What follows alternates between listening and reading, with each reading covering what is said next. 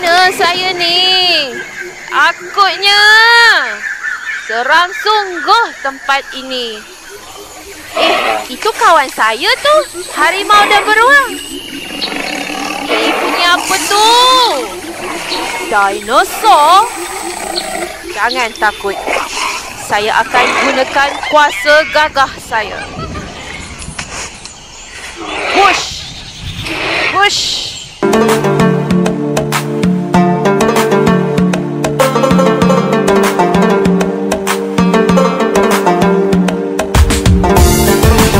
Syukur saya selamat dari dimakan dinosaur. Alhamdulillah. Kawan-kawan mesti berhati-hati tau dengan binatang buas dan berbisa.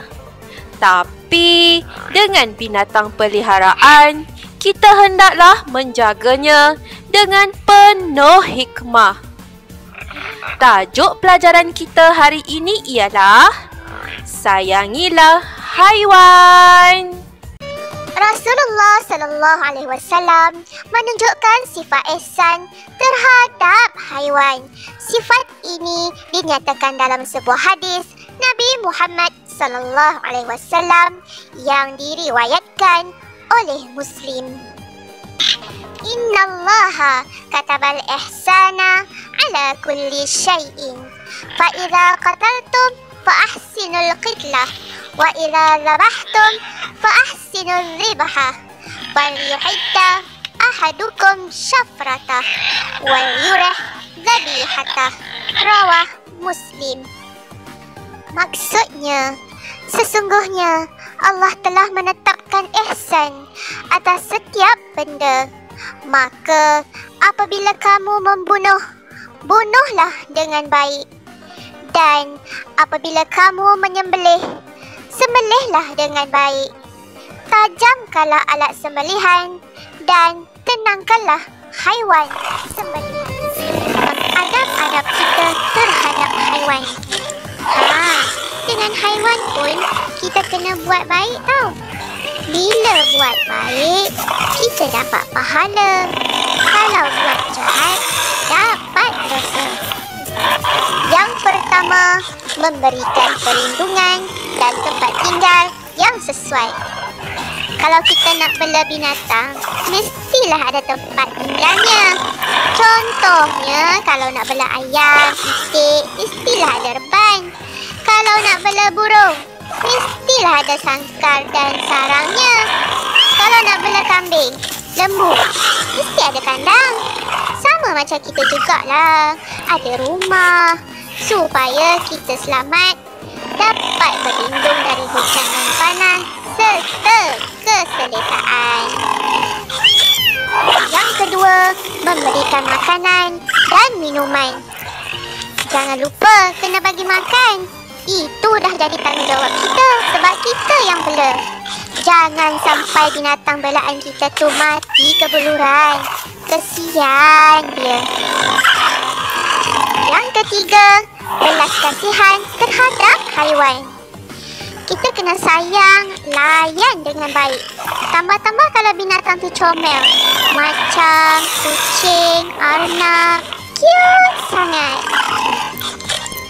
Yang keempat, penjagaan dan rawatan yang baik. Kalau binatang peliharaan kita tu sakit, kita kenalah berikan rawatan. Bawa je pergi ke klinik haiwan. Yang kelima, hindari perlakuan zalim. Janganlah kejam sangat. Ada kes yang berlaku baru ni, sanggup dibuat main-main, kucing letak dalam mesin basuh. Kejam sungguh. Tak ada rasa belas kasihan langsung. Dan yang terakhir, tidak membunuh haiwan tanpa sebab. Contohnya, kalau kita dah nampak ular senduk lalu depan kita nak patuk, takkanlah kita nak berdiam diri je kan? Seterusnya, saya akan menerangkan pula tentang kebaikan mengamalkan adab terhadap haiwan. Saya fokuskan kepada 3 kategori. Yang pertama, haiwan. Yang kedua, manusia, dan yang ketiga, alam. Yang pertama, haiwan, iaitu terhindar daripada sebarang ancaman, menjadi sihat dan dapat membiak dengan banyak. Maksudnya, kalau kita menjaga habitat haiwan, makan minum semua kita jaga dengan baik, maka haiwan akan hidup dengan sihat dan dapat biak dengan banyak. Yang kedua, manusia, iaitu mendapatkan sumber makanan yang mencukupi, menjanakan ekonomi. Maksudnya, jika kita mengamalkan adab terhadap haiwan, kita mudah untuk mendapatkan sumber makanan daripadanya. Contohnya ayam, ikan, kambing, lembu dan lain-lain. Dan secara automatiknya dapat menjanakan ekonomi melalui urus niaga jual beli. Dan yang terakhir, alam, iaitu habitat terpelihara, melestarikan ekosistem alam. Maksudnya, haiwan, habitat, tumbuh-tumbuhan dan alam sekitar terjaga dengan baik. Hai, ingat saya lagi tak? Sayalah yang hampir-hampir dimakan dinosaur tu.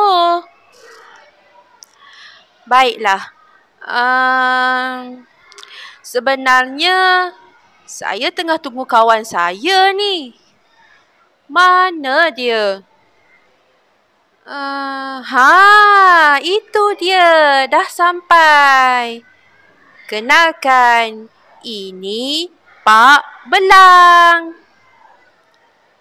Hai, saya Pak Belang. Comel tak saya? Sebenarnya, aku ni ada soalan untuk engkau jawab. Tanyalah. Aku ni kan Pak Belang. Haiwan yang berani, comel, bijak. Apa soalannya? Kenapa kita kena sayang pada haiwan ya? Sayang pada mak ayah cukuplah. Ini nak sayang pada haiwan. Kenapa? Lah, kau tak tahu ke? Sebabnya haiwan kan makhluk juga. Sebab itulah kita kena sayang. Oh, barulah saya tahu. Kalau dengan mak ayah, kita kena hormat dan jaga adab. Kalau dengan haiwan, ada ke adab-adab terhadap haiwan? Kau tahu tak? Aku kan bijak. Semua aku tahu. Antara adab terhadap haiwan ialah kalau kita bela ataupun pelihara binatang, contohnya seperti burung. Burung tu kita kurung dalam sangkar kan? Jadi, mestilah kita kena bagi makan, bagi minum. Jangan tak bagi makan dan minum. Takut tersiksa burung tu. Yang kedua, jangan bersifat zalim. Jangan sesuka hati nak memukul, nak menyepak. Selalunya yang saya nampak, orang-orang suka siksa binatang. Suka sepak kucing, dera. Tak boleh macam tu. Kita kena jaga adab terhadap haiwan. Kau faham tak apa yang aku cakap ni? Macam mana pula kalau binatang tu berbahaya pada kita? Boleh tak nak pukul dia? Cuba kau fikir. Kalau ada kala jengking kat badan kau, apa kau nak buat? Mestilah aku bunuh. Aik, Kenapa kau nak bunuh? Kalajengking ni pun makhluk Allah juga. Kalau aku tak bunuh kalajengking tu, nanti aku pula mati. Binatang yang mengancam nyawa manusia dibenarkan membunuh. Contohnya kalajengking, tikus, ular dan lain-lain. Tadi aku rasa aku yang tanya soalan pada engkau, tapi aku yang jawab. Sebab aku nak kau berfikir. Ini soalan kebat. Seterusnya, saya akan menerangkan tentang larangan terhadap haiwan. Yang pertama, tidak memusnahkan habitat haiwan. Tahu ke apa maksud habitat haiwan? Maksudnya tempat tinggal haiwan lah. Contohnya di dalam hutan ke, dalam air, dalam tanah ke dan sebagainya. Jadi, janganlah musnahkan habitat haiwannya. Yang kedua, jangan membunuh haiwan dengan sengaja. Kenapa kita perlu sayang pada haiwan? Sebabnya haiwan pun makhluk Allah. Jadi, tak bolehlah membunuh makhluk lain dengan sesuka hati. Membunuh haiwan dengan sengaja tanpa sebarang sebab adalah tidak dibenarkan dalam Islam. Tetapi, ada nas yang membenarkan untuk membunuh haiwan-haiwan tertentu. Ini kerana sesetengahnya mengancam nyawa manusia, melakukan kerosakan dan sebagainya. Contohnya, tikus, kalajengking, burung helang, burung gagak dan sebagainya. Larangan yang terakhir ialah jangan menyiksa haiwan. Tidak kira haiwan itu halal atau haram bagi umat Islam, asalkan ia tidak mengancam kita, maka tidak boleh disiksa atau dicederakan. Hukum menyiksa haiwan adalah berdosa. Kalau binatang itu berbahaya sehingga mengancam nyawa, lebih baik terus dibunuh tanpa mencederakannya.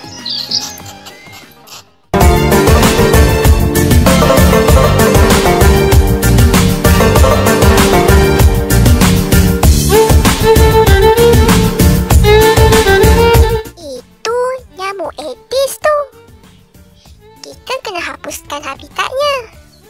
Kalau tak hapus, nanti akan memudaratkan pada manusia. Kalau nyamuk Aedes ni gigit manusia, akan dapat demam denggi. Di rumah adik-adik, ada tak pembiakan nyamuk Aedes? Kalau ada, cepat-cepat hapuskannya. Bagus akhlak ni. Bagi makan pada arnab, haiwan peliharaan. Di rumah adik-adik, tentu ada binatang peliharaan kan? Seperti kucing ke, burung, ikan ke? Dah bagi makan ke belum? Kenapa budak tu panjat pokok? Nak ambil buah ke? Tak ada pula buah. Lah, nak ambil burung. Janganlah macam tu. Biarlah burung tu tinggal di situ. Janganlah kacau habitatnya. Betul tak kawan-kawan?